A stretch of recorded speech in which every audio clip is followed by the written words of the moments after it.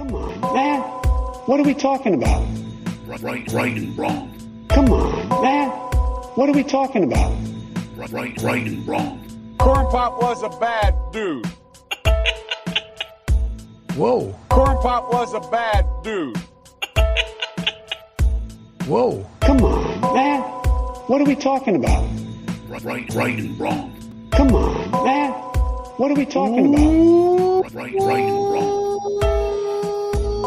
Welcome to Right and Wrong. This is a show where we try to wake up the woke by talking common sense about the issues of the day. I'm your host, Brian Ruka, and with me, as always, over there is my man and yours, producer Juice. He is known as the Truth Box out there on the World Wide Web, ladies and gentlemen. Truth Box, what do you get to say to me today, my friend? Happy to be here with you, brother. I love Thank it. you I caught for myself. that. Yeah, cool. Shout out to the audience as well. How Thanks y'all for doing? joining us. Is this a live stream? You said you were going to do that. Is this a live We stream? do. We need to live stream this one of these days. Tell us what you guys think in the comment section down below. Let us know if you want us to try to do this live one night or 1 week, and we can do that. I think we can try to make it happen.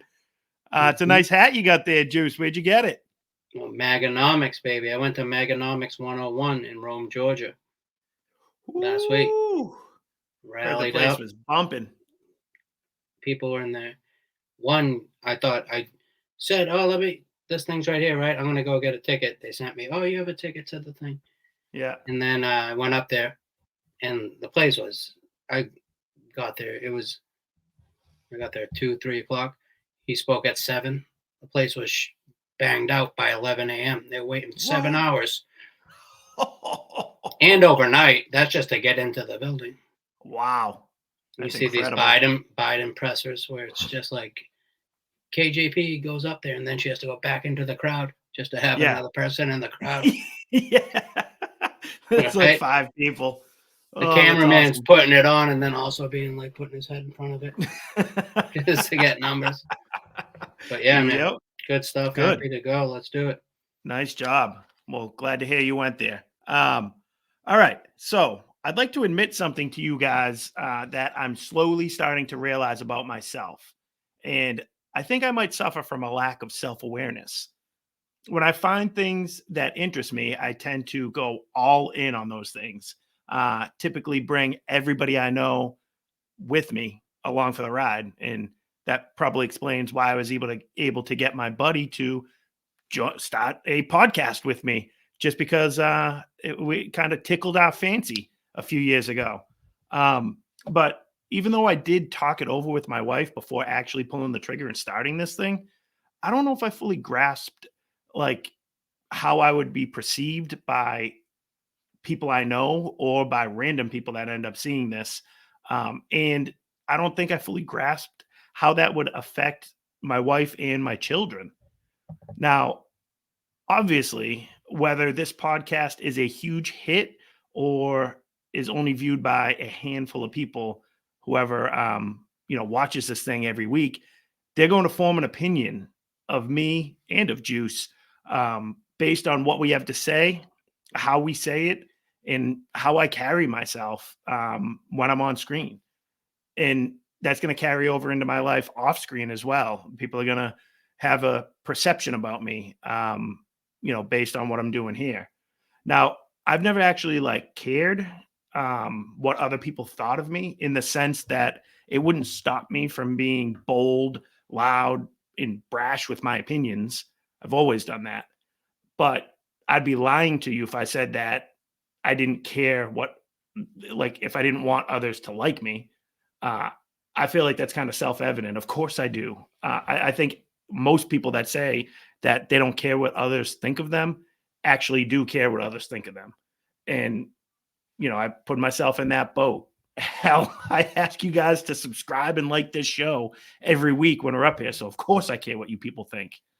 Now, going back to my lack of self-awareness for a moment, I kind of figured that if someone in my personal life had a problem with something that I've said here on the show, that they would bring it up to me face to face. I guess this was pretty naive, considering that we often acknowledge that people do avoid the topics we talk about in their personal life on a day-to-day level. So, why should I expect somebody to ask me about something I said if they think it was wrong or have a problem with the way I said it? Now, when I talk about gender roles, it's a topic that comes up a ton on this show, and the differences in the sexes. I find myself reflecting more and more on the points that I'm trying to make. I worry that my female audience out there is going to dismiss what I'm trying to say as either sexist or insensitive. Or more importantly, I know that my wife and Juice's wife, they watch the show every week. They're two of our biggest fans, I think. Fingers crossed. But, I wouldn't want either of them to think that I perceive men to be greater than women in the hierarchy. It just so happens to be that men are in the leadership role of being the head of the household. Now, there's a reason that the family takes the man's name. It speaks to the point we made recently about how men and women dance. When they dance, the man takes that leadership role. The man leads. It just is. You can't do it any other way. But make no mistake, just because the man is tasked with sailing that ship, with guiding the thing, that doesn't mean that the woman isn't just as important as she helps navigate through those choppy waters of building a life together. Some people say behind every great man is a woman. I've never actually liked that phrase because I don't think the woman should be or is behind the man. In my mind, a successful life for a man and for a woman is one where they join together as husband and wife to become one strong, equal, and cohesive unit. The reason marriage between a man and a woman is the perfect union is because those natural strengths and weaknesses are meant to offset and even complement each other. And somewhere along the way, both sexes have forgotten about that as they grow more self-centered, and it's going to lead to the downfall of this once great country. And with that being said, I do believe it's time to welcome in our good friend, Mr. Ric Flair, because guess what? It is showtime, baby. Woo! Showtime! Woo! Woo! Woo! Woo! I said, woo, woo, woo. I love it. All right. Great job. Good point. I'm just picturing you doing the dance. 1, 2, 3, 4, 1, 2, 3. A box a step, waltz or something. Yeah. Left, or swing left. your partner around and round. Oh man, it's so funny. It point, cracks me up. Yeah.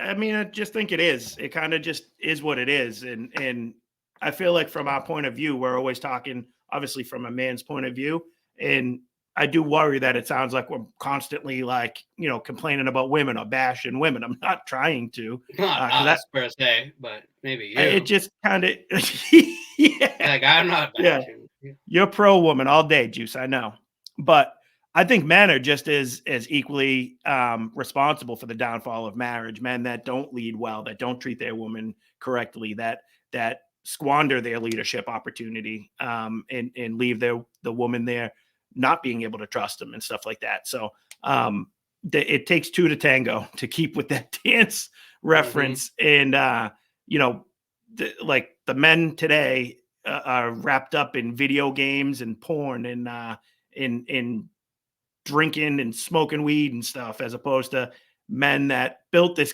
country back in the day that could do things and build and create and innovate. There's a lack of that these days. And, it goes both ways, I guess. So let's jump into the first topic of the day. And I kind of want to focus on how words do actually matter. And we're going to go north of the border to Juice's boy, Turd Boy, up there in Canada. Hear from him again. Turd Boy. Turd Boy.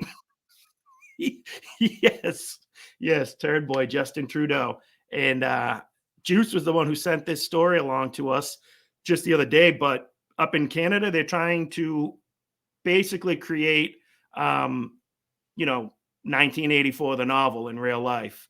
Orwellian, to say the least, up there. They're proposing a bill that would basically be putting people away for thought crimes and hate speech, saying things online, and it's scary.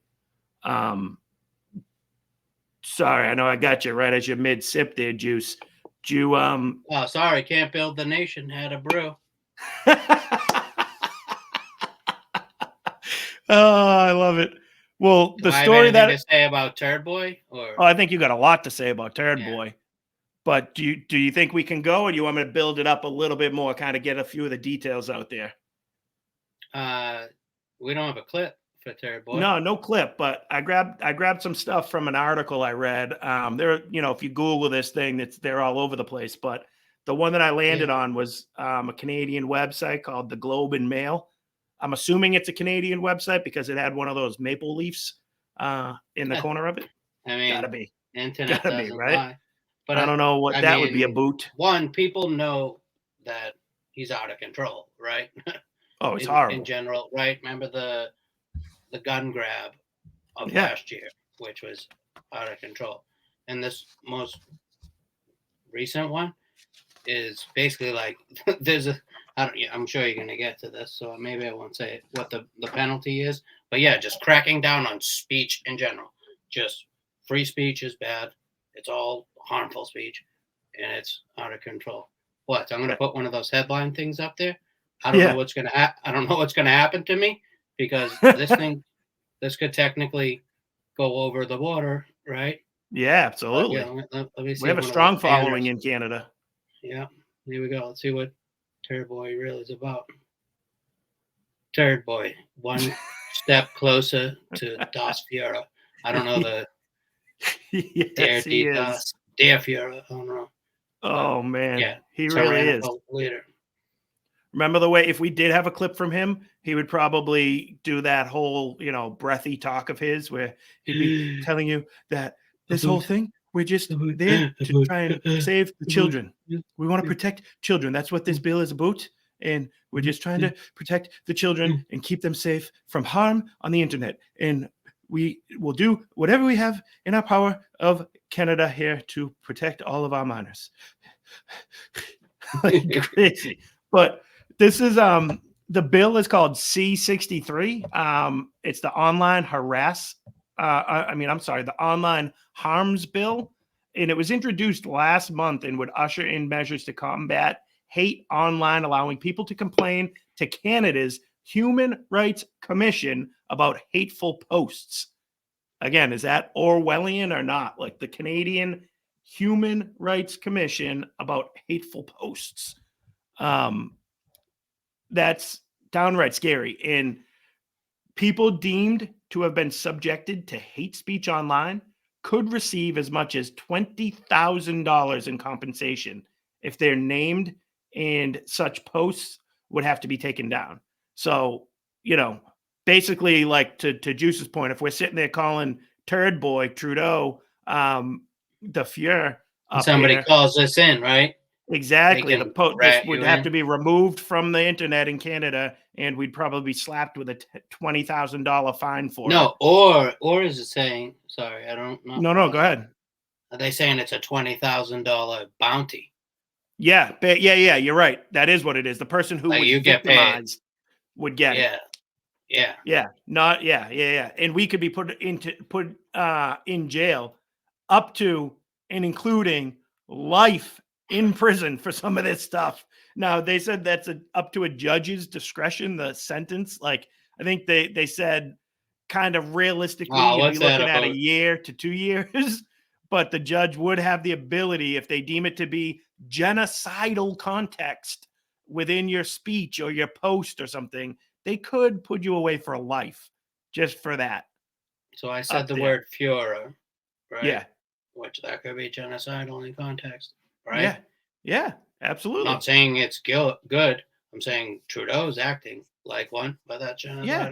Well, and it's like, look what is happening in our country here and all over the world. It's like, it's not even what's on the books here. It's who's in control of that law on the books. And do you trust guys like him or guys like Biden and the left to equally hand out those punishments? No, right? Like you just said, I talked over you, but what'd you say? A what system? Two-tiered. They love that two-tiered we love system. that. Yeah. Yeah, absolutely. Where it'd be like me and Juice would be sent to the gulag for life, but you know, somebody in the AOC camp or the Dylan Mulvaney's of the world would nothing would happen to them. Like they'd be let free. They'd be good.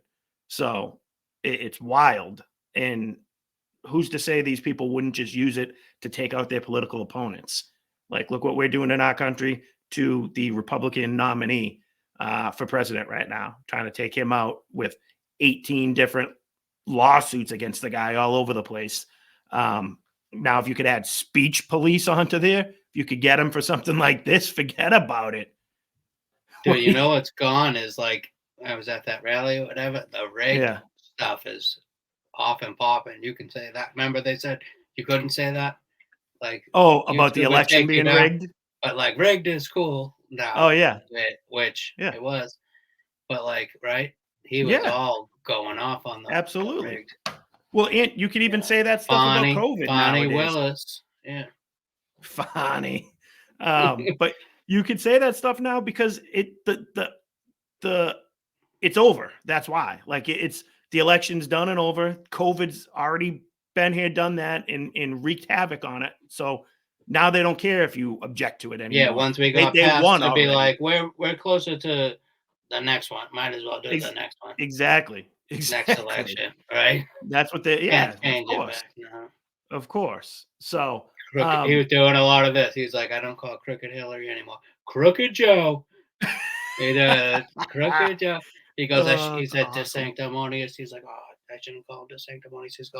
He said, I'm going to call him DeSanctus. Ron DeSanctus. Which kind of sounds like this. DeSantis, I was right. DeSanctus. That's hilarious. Oh, I love it. The last thing in here that I jotted down about this bill was there is a clause in the bill that would, there we go. I already kind of touched on it. Sorry. That would allow a judge to impose bond with restrictions on liberty, including house arrest and electronic tag on someone who is feared to be the peace about bond. to post hate propaganda. Yeah. The thought crimes. The thought crime spit. Yeah. Yes. Yeah. But that's what they're saying. Like, so they could even get you for even if they fear that you're about to think you have some of these crimes. Thinking here in America, like if you have an American flag nowadays, might be like, he's far right. Right? You got a peace bond and a thing. You got to stay in the house. Done. Right? Yeah. For flying Old Glory. Wow. It's insane. Old Glory. Yeah. Yeah, you got it. Have that out front of your house. You get peace bond. They chain you to the flag.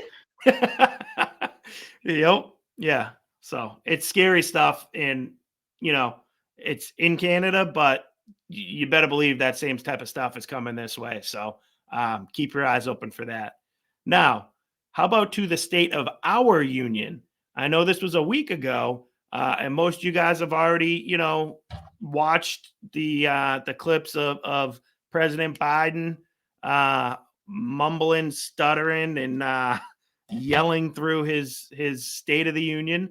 Yes, that's exactly what it was like. Abe Simpson.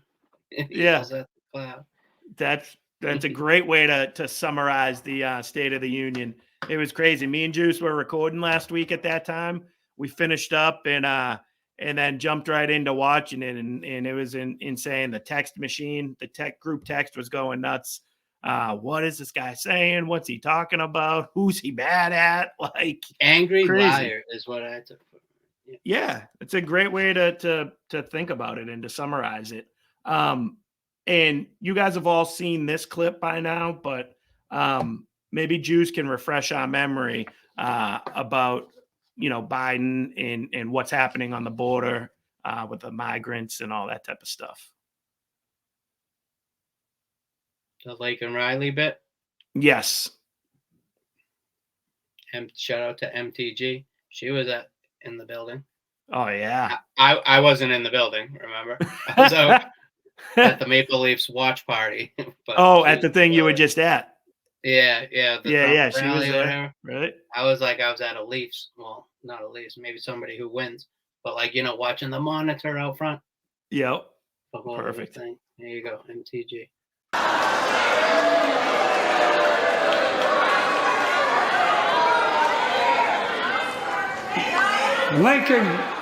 Lincoln Riley, an innocent young woman who was killed by an illegal. That's right. But how many of the thousands of people being killed by illegals? To her parents, I say, my heart goes out to you, having lost children myself. I understand. A lot to break down there. Okay, so set aside the fact that he called Lincoln Riley for just a second. How about at the very end there, the turning and once again making it about himself and the loss of his own child, which he constantly tries to do and use for sympathy. Like we talked about it during the when we were hammering him for the charges being dropped because he is deemed to be a senile old man who wouldn't be able to stand trial. We were reading that stuff from the transcript from there with the special prosecutor for his handling of documents. And remember, they even talked about how he brought up his son, and then Biden was trying to hammer the guy for saying that he couldn't remember the year his son died. And Come on, Jack.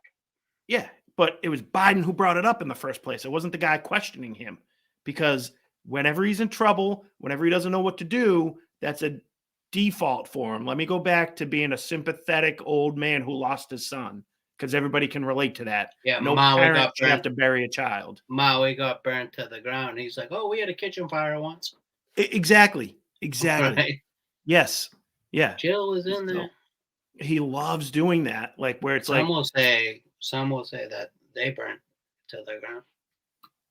Oh, going down that rabbit hole again? Some will say. Oh boy. Dude, I'm not trying to risk a life sentence here, brother. No, be careful, man. You already got Mike Obama coming after you. Behind every man is a man. Yes, you're right there. So I just said, like, he messed up the name. He wasn't going to say it, first of all, until Juice's girl, Marjorie Taylor Greene, she basically forced him to. She wouldn't give up. She was relentless, and that's good. I'm glad. Make him own that. That is on him. And he thought he was going to get by. He actually had a pin with her name on it that somebody gave to him as he was walking in. And he still couldn't say it right. He's talking about USC's football coach instead of the poor Athens girl, Athens student who got murdered by an illegal immigrant in here that should have been deported like 5 years ago. Arrested in New York City, already let go, not deported. And that's because of him and his policies. That's because of him and his administration. And we all know that. So he tries to say that. And the thing that us conservatives can't help but notice the things that I said. I hear a pounce coming. Conservatives on this one are gonna pounce on the point that he messed up the girl's name, couldn't even get it right, and that he had to be bullied into addressing it in the first place. Now, the left. Go ahead.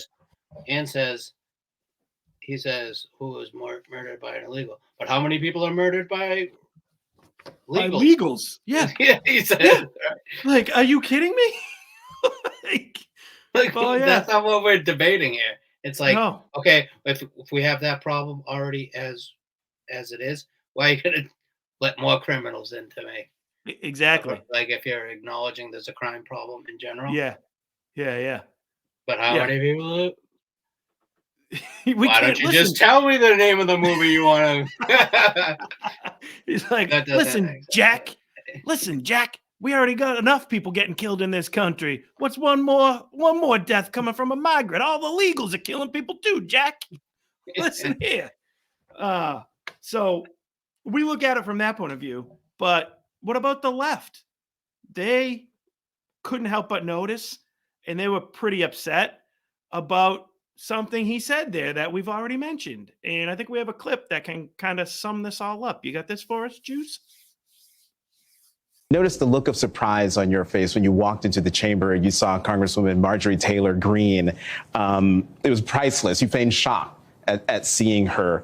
But during your response to her heckling of you, you used the word illegal when talking about the man who allegedly killed Laken Riley. An undocumented person. And I shouldn't have used illegal. It's undocumented. And look, when I spoke about the difference between Trump and me, one of the things I talked about on the border was that the way he talks about vermin, the way he talks about these people polluting the blood. I talked about what I'm not going to do, what I won't do. I'm not going to treat any of these people with disrespect. Look, they built the country. The reason our economy is growing. We have to control the border and more orderly flow, but I don't share his view at all. So you regret using that word? Yes. Wow. Can you believe, would you believe that, Would you believe? that the world's worst press secretary out there tried to say that he did not apologize for that? We just watched that clip.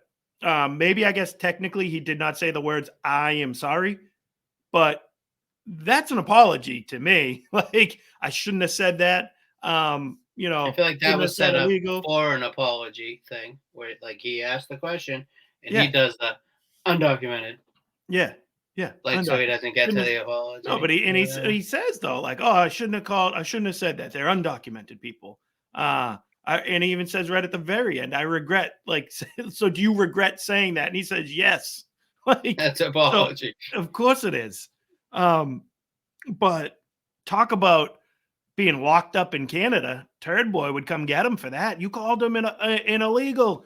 They're called migrants. Like, put them in jail. One slip of the tongue. I wish I had my bell down here because I'm going to make a reference to Michael Knowles' great book called Speechless, Controlling Thoughts, Controlling Minds, right? Controlling Words, Controlling Minds, the subtitle. I forget now, but Speechless, it's called, controlling something, yeah. Controlling it's called something. Speechless. Ding. But the book's phenomenal, and it basically tracks, you know, how the left just plays semantics with words for forever, like for the past 50, 60, 70 years. You know, they have problems with everything. It goes from, you know, they're not illegal, they're undocumented. You can't say, you know, like Merry Christmas. You have to say Happy Holidays. So, like, they're constantly, all these words mean the same thing. Like, what's the difference? Call them illegal or undocumented. You know, if you want to get technical to the letter of the law, they're considered illegal aliens. That's what they're called. Like, that's what it would say, you know, if we were lawyers. If like, there was a document. going over the yeah, exactly. So it just Can I say is what something? it is. Yeah, please. Something in there that kills me is he's like, you know, don't say that, like, they're immigrants, they're whatever, undocumented. He's like, these are the people who built this nation. Like, bullshit. These people are coming in and sucking all the resources dry. Like, we did things like Roxbury Community Center can't have baseball because of building up the nation. Do you know what I mean? And like 100%. maybe like this could be a whole episode, but like the people who maybe like came in and built up the nation, that could have been like 5-6 generations ago. Yeah. Like, but he's saying like the people who come in, that no, they're draining No. the resources, and people can't do what they used to do because Exactly. they're giving out gift cards for coming to the Exactly. nation. And how often do we talk about assimilating and stuff? It's like these people don't want to come and assimilate to this country. They want to still be considered Puerto Rican or you know, Italian or Mexican or wherever else they came from. That's what they still want to hold on to, all that heritage, culture, and pride. Yet they want to live here in this country and just settle here and to your point, like, use up the resources that are here and in the prosperity and wealth that is here without considering themselves Americans now. And that's the gripe, I think, with a lot of us. That's smart coming from somebody who looks like a leprechaun tonight. Hey, it's St. Patrick's Day weekend, man, and I'm in the Boston area. There you go. Actually, you got the best one down near you, Savannah, right? Yeah, that's a good party, right? That's a big one. I heard. Savannah, Southie in Chicago or something. Yeah. Yep. So this whole thing though, like it makes me think of the comedian Shane Gillis and his whole thing recently, how he was fired from SNL because of an old skit where he was like allegedly made racist comments. So they fired him before he even got to perform his, first time up there. Now he's been a successful comedian. Years later, they just invited him to host the show. And he did a bit during his opening monologue that I've heard him do in his stand-up acts about how his uncle has Down syndrome. And it's actually kind of a sweet story, like, because he's like praises the guy as being like the happiest person he knows, like, but he just says whenever he talks about it, it makes people uncomfortable and this, that, and the other thing. And he even uses the word retarded at times. And because he used that dreaded R word, people were all up in arms after his monologue. Absolutely. And it kind of touches on everything we've hit so far with the speech control, the other thing. Biden here with him with the illegal versus migrant. So people are coming after Biden for using that term.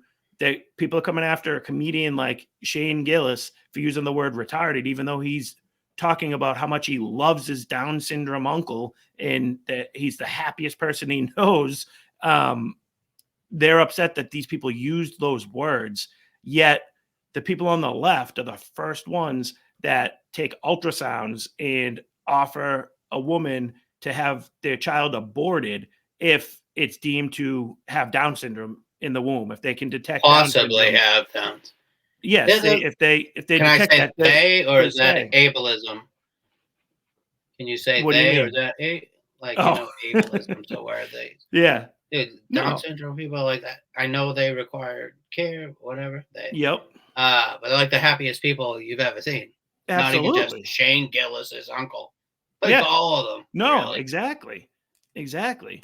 And that's like so like aggravating that it's like you're gonna harp on the fact that this guy used the word retarded, like not in a bad context either, because words, the way you use them matter. So he's not sitting there pointing at somebody who has a mental disability and meanly calling them that. He used the word within his sketch and he was saying it in a positive way, but people still have a problem with it where, like I said, they'll be the first people to offer you an abortion, to talk about genocide, to not allow that person with a mental retardation to even be born into this world because they'd be too much of a burden for you. They have no problem with that. That's not cruel, but this guy using the word is cruel. And the same thing, this guy can come into our country illegally, murder this 20-year-old girl with her whole life in front of her. And the left has a problem with the fact that the president referred to him as illegal, as opposed instead of the problem that the guy murdered somebody. It's crazy. Sorry. No, I'm saying that's the issue. The verbiage. Yeah, it's mind-boggling when you really think about it. And again, like we like to say a lot on this show, there's simply the right and the wrong. And I'm sorry, that one is pretty clear to me. Like it kind of is what it is. They're wrong in this one. And that kind of leads me into the next thing that I wanted to shift into. And it got me thinking about, what does it mean to be Catholic? Biden makes me think of this a lot because he loves, and KJP loves to refer to him as a devout Catholic. So that, to me, having come back, been raised Catholic, but, taking my religion and my relationship with God much more serious over the last few years, it really has me thinking about what makes me Catholic, what I want people to know about me by calling myself Catholic. And I guess I take for granted that just by the very fact of being a Catholic, who I do consider myself to be a devout Catholic, um, and I don't consider the president to be one. What does that say about me, though? What should that telegraph to others in our lives? And to me, it's like, all right, you should know that this man believes in the Holy Trinity, the Father, Son, Holy Spirit. That I do believe in a moral order, natural law, God-given rights. In I know politicians, especially politicians that are slimy like Biden, try to make you believe that somehow you can separate your religion from your public life and from your personal life. And that couldn't be farther from the truth in my mind. Like, it all starts with God and your maker and your religion, and that affects everything you do in your life. It should affect everything you do in your life.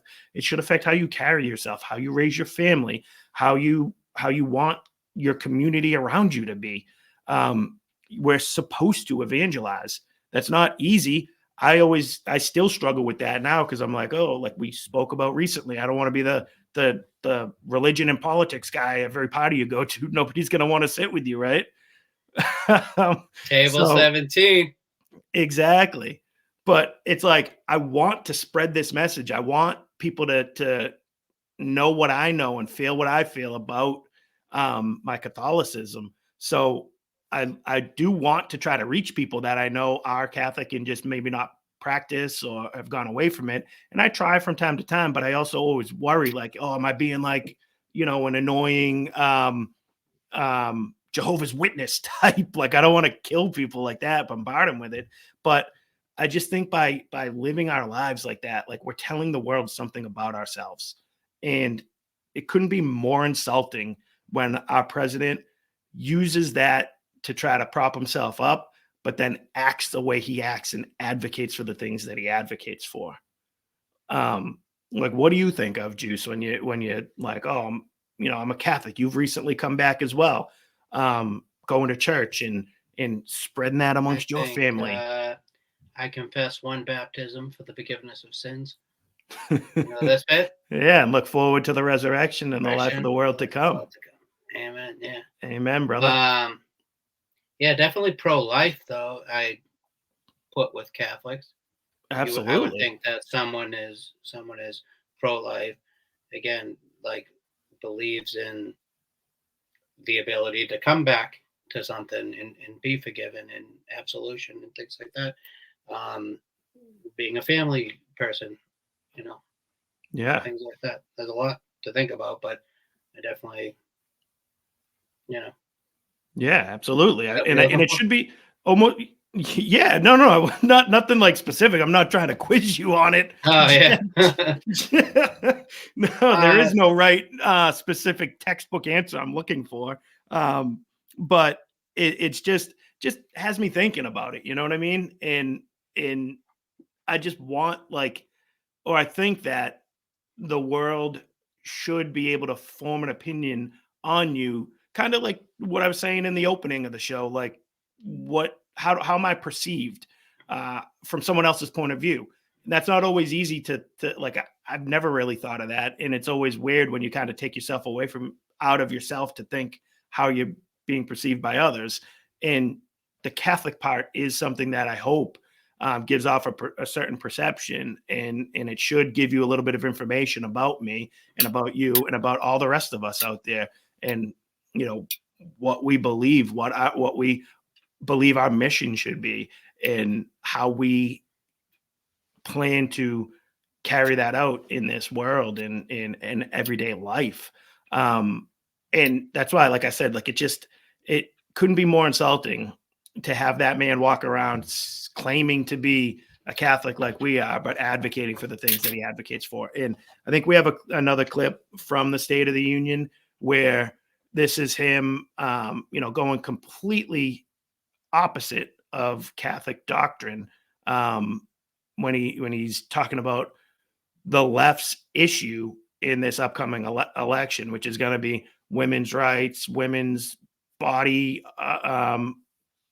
autonomy. And that's what they're going to make it about. Like we said, we're going to make it about like the Lake and Rileys of the world and those situations and the migrants and, that stuff where the left And is the going to try to make it economy. about this. Yeah, absolutely. So I don't know. I don't like it at all. All right, here, he'll yell at you in a second. Here you go. My predecessor came to office determined to see Roe v. Wade overturned. He's the reason it was overturned, and he brags about it. Look at the chaos that has resulted. Joining us tonight is Kate Cox, a wife and mother from Dallas. She's become pregnant again and had a fetus of a fatal condition. Her doctor told Kate that her own life and her ability to have children in the future were at risk if she didn't act. Because Texas law banned her ability to act, Kate and her husband had to leave the state to get what she needed. What her family got through should have never happened as well, but it's happening in too many others. There are state laws banning the freedom to choose, criminalizing doctors, forcing survivors of rape and incest to leave their states to get the treatment they need. Many of you in this chamber and my predecessor are promising to pass a national ban on reproductive freedom. My God, what freedom else would you take away? What freedom else would you take away? And what did he say And there? Like, the what? like Yeah. when he did that thing at the beginning. yeah. The freedom of hell, yeah. Healthcare. Remember that one he did forever ago? Like that Yeah. was kind of like that. Yeah. Oh, it was great. International healthcare. Like what's Crazy. And I'm surprised he didn't try to mix in like, a woman here wants to kill her own baby. I lost a son once too. His name was Bo, and I know how you feel. back in 2015 or 2005. What in the God hell damn well we gonna do around here about it? Healthcare. So that whole story, like, talk about, just euphemisms with that whole thing too, and mixing up that story. Like, we don't have the time to break that whole thing down and go into it. I would suggest that you kind of try to look at it a little bit yourself. And I'm not saying it's an easy decision. It's not. It's tough. That woman is in a tough spot. But they try to make it seem so black and white as well, too, where, this lady, like, was going to die if she couldn't get an abortion, and the state of Texas won't let her do that. Like, no, that was not what was going on there. They use a whole lot of lab coats to try to scare people into thinking a certain thing. And then the only result, the only solution is to now kill your baby in the womb. Like, that's what they want you to think. That's what they pressured this woman into feeling. And You mean fetus? He said fetus at the beginning. Yeah. But of course he's going to say fetus instead of baby, right? That's part of their game. But that's what they're doing. And again, that is like they're using more rare examples to try to scare people too. And he even mentions rape and incest. Like, that is 1% of the people that would get an abortion that's coming from that. No, it's used as a form of birth control. We all know that. It's encouraged by the society that we live in, and it doesn't help when your so-called Catholic president, devout Catholic president, is up there advocating for that. They're inviting someone who is only famous because she made the decision to kill her child in her womb, and she wants to sit there with the sad look of acknowledgement, like she's been through something so tough and difficult. I think the innocent life that was murdered is a lot more, had a much more difficult few months in this world after the baby was conceived than this woman is ever going to have. And they try to prop her up as someone that should be admired for, having to make a difficult choice. And it goes back to choosing self over your offspring. She made the decision that she was more important than her offspring. And it just is what it is. Like, I don't mean to be harsh with that. But that's the decision she made. And we have politicians like Biden advocating for that. Like, if a pregnancy is going to make you uncomfortable at all, if it's going to put you in a difficult financial situation, if it's going to put you in a, in a bad spot, if you only want to have X amount of children and now you're going to have this amount of children, go and abort it. Like, no, that's not the way you should be handling that. And it's not the way you should go about it. And it's sad that the Catholic president of the United States sits there, and that was about 7 to 10 minutes into his speech. So when the most eyeballs are going to be on it, that's one of the most important things he's up there talking about. And I don't know how you can bring yourself the Lake to and that. Riley thing. If I'm looking back at our notes, 44 minutes in. Yep. When MTG said, like, say her name. Yeah, exactly. Most people tuned out by that point, right? But who's going to be on there? Most eyeballs at the beginning of the speech. And this thing was right in there. Started with Ukraine and shifted into abortion. And speaking of eyeballs, what's up with this? You see, there's no white, like, shoot, as soon as you see the white of their eyes. Yeah. Is it just all black? Right? Yeah. Doc Brandon or whatever. It's like Jaws, that whole speech that Quint gives. You just ever look into the eyes of a shark, just these dead eyes, black eyes, chief. Yeah, there you go. That's him. Crazy. And you know what? It probably is. Man probably does not have a soul at this point. I don't think he's going to make it past St. Peter up at the gates when his time is up in about 15 minutes. So I'm not so confident for Mr. Biden making it through the pearly gates. So you got anything else to add about his stance? How am I going to follow that up? How am I going to follow that up? You just gave him the judgment. I guess so. All right.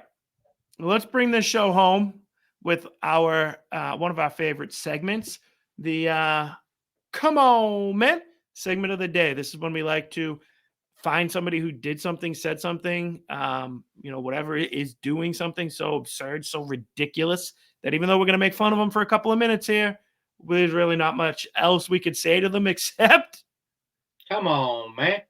Thank you, sir. And this is sponsored by Buc-ee's and Miller Lite, I believe, and by President Trump. Trying to make our podcast great again. That would be nice. So we're going to go to, what's that? For the first time, not again.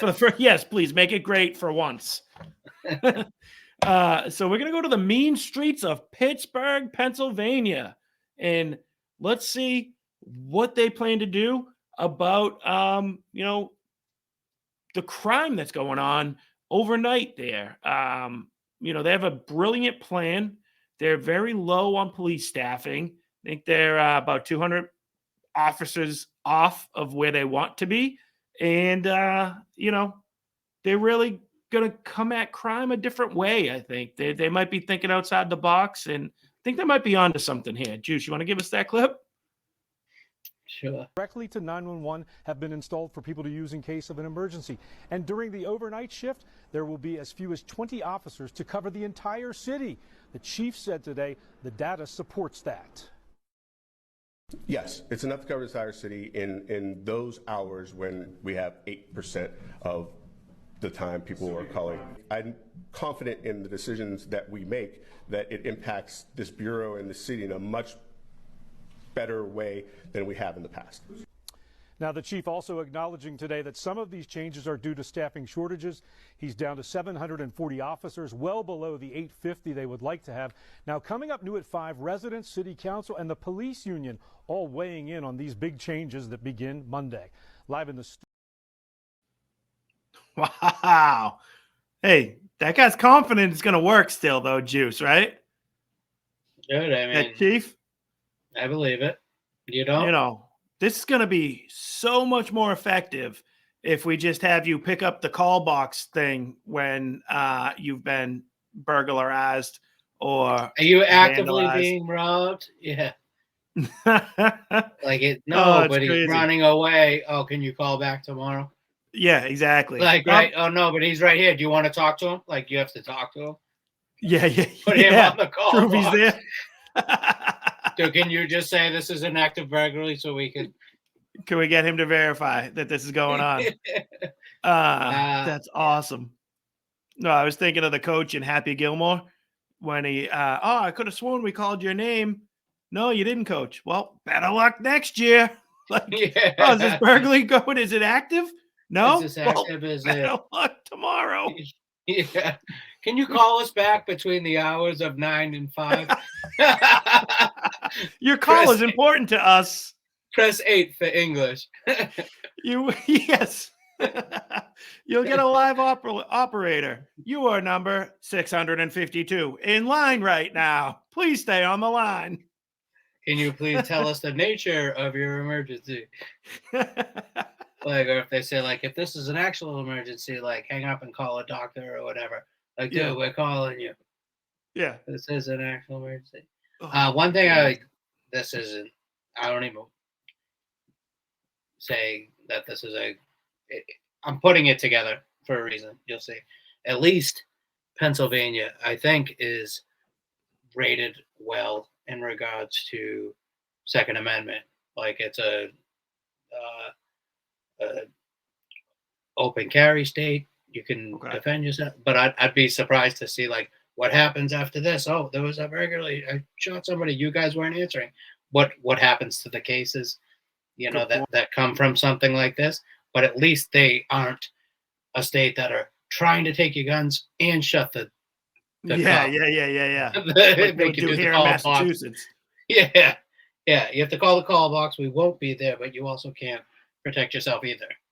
Yeah, that'd be horrible. So, You're gonna have people like on there, like someone who's like a badass.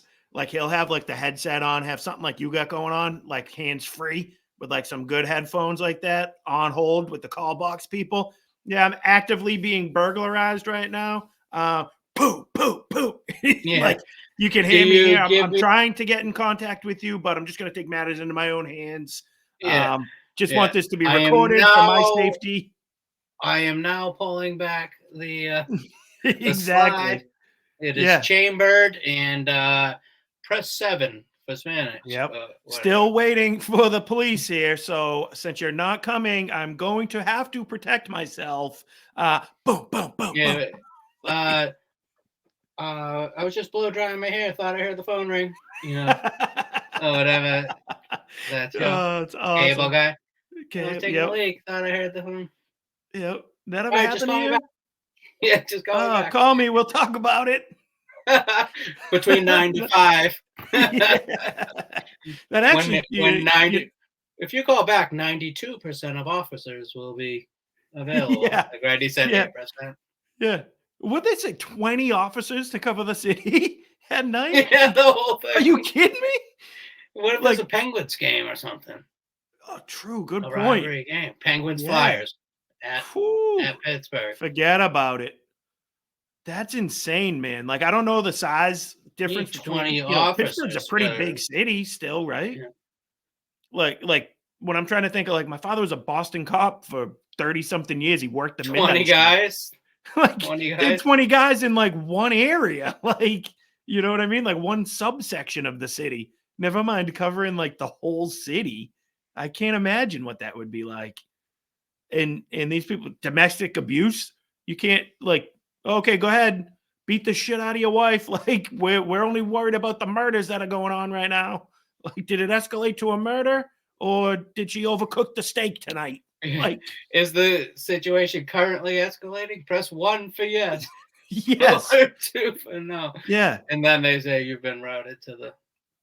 Give us a color. Is it a yellow? Are you at a yellow, a green, a red? Where are you here? Because we have to pick and choose. We're gonna prioritize things here. Crazy. I can't believe that that's a real thing, and that's what people are going for. And believe me, we're not the first people to talk about this. I've heard about this story. I saw it going all over the place, but you know, our boy Walsh did a bit on it as well, where he kind of broke it down on his show, and it was great because he came with like the amount of money that gets pumped into all this nonsense in the city of Pittsburgh, like DEI, like departments, women's advancement for minorities, LGBTQ,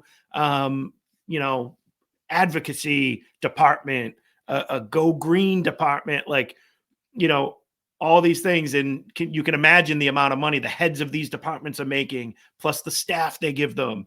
And he was just ripping on them, rightfully so, being like, you disband these 3 different departments, 4 different departments, you'd have tons of money to hire 200 more police officers. Problem solved. Depends, though. My thought might be you villainized cops so much that it's not about. No, that's 100% true. Yeah, I mean, yeah, nobody wants the job, right? Yeah, yeah.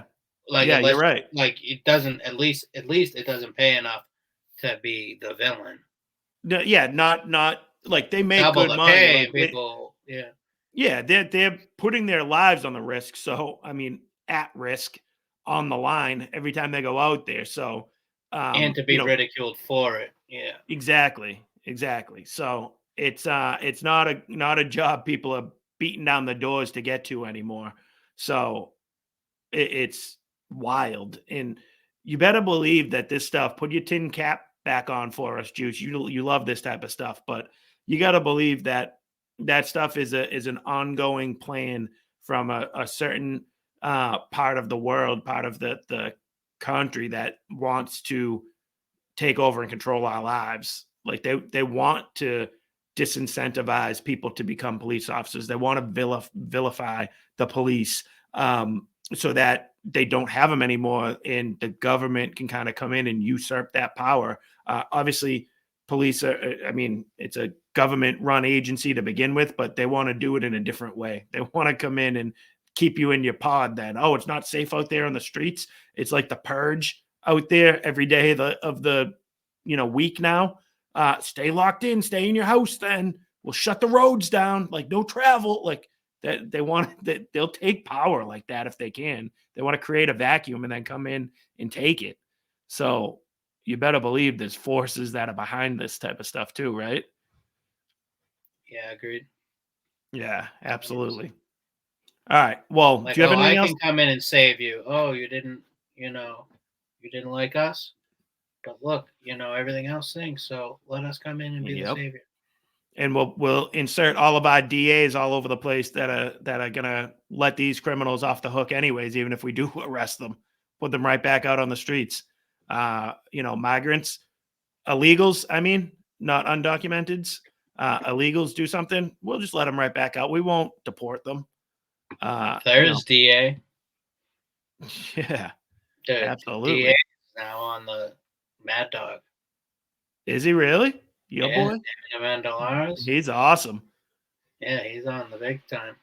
Felga still talks about that too. Happy Monday, eh? Yeah, shout out to David Amendolara. I love it. Give us a shout back. Yeah, we're going to tweet at you, DA. See if you'll give us a follow and a retweet. Dude, and then it loops right back to welcome. That's the and it all comes together. That's the Mad Dog thing. I love it. All right, cool. Well, do you got anything else to add to the city of Pittsburgh, Juice? Nope. Cool, man. All right.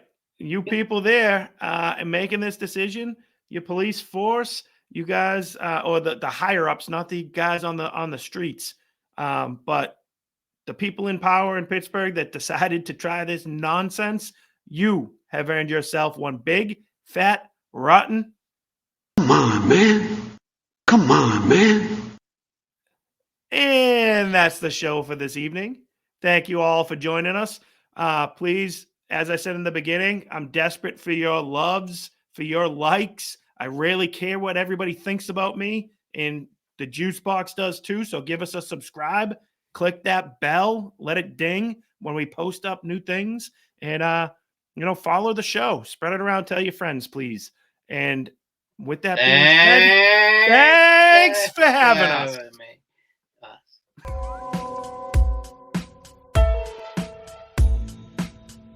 Wrong Show is produced by Juice. Executive producer, Juice. Audio mixer is Juice. Hair by Skull Shavers. Wardrobe and makeup by Ashley Ruka.